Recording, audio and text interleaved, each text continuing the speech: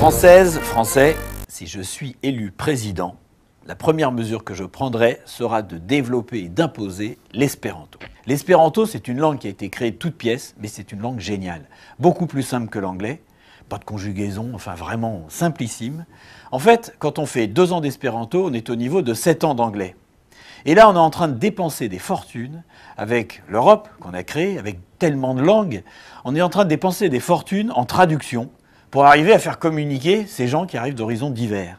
C'est une catastrophe, c'est complètement stupide. Et c'est d'autant plus stupide que si on avait développé l'espéranto, qu'on l'avait imposé à l'école, eh bien, depuis le temps que l'Europe existe, beaucoup de gens parleraient l'espéranto. La langue des diplomates avant, c'était le français.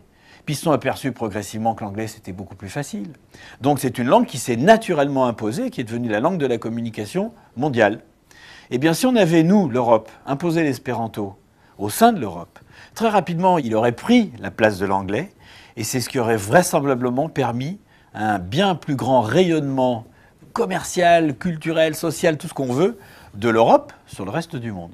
Et il ne faut pas oublier qu'en Chine, il n'y a pas grand monde qui parle anglais ou une autre langue que le mandarin.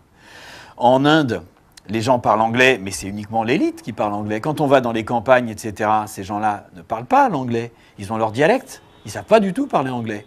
Ils apprendront plutôt l'espéranto, qui est beaucoup plus facile. Et quels sont les échanges qu'on va le mieux développer? Eh bien, c'est les échanges avec ces pays-là, qui sont en plus des pays émergents. Et la seule objection que j'ai entendue, moi, face à l'espéranto, on me dit, c'est une langue qui est sans culture, puisqu'elle a été créée de toutes pièces. Mais c'est complètement couillon comme réflexion. Puisque de toute façon, la littérature, on continuera à l'étudier dans notre langue maternelle. Quels sont les Français qui lisent des bouquins en anglais? Ils lisent des bouquins en français, c'est ça la culture. Donc que ça soit l'espéranto, soit la langue de l'Europe, ben chaque mec qui va continuer à faire sa rédaction à l'école primaire, il va continuer à la faire en français. Et quand il va lire les auteurs français, il va les lire en français comme avant.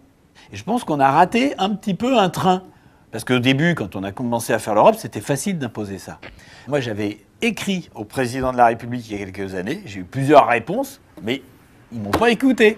Mais si c'est moi qui suis élu président de la République, eh ben, je vais vous dire, ça va changer.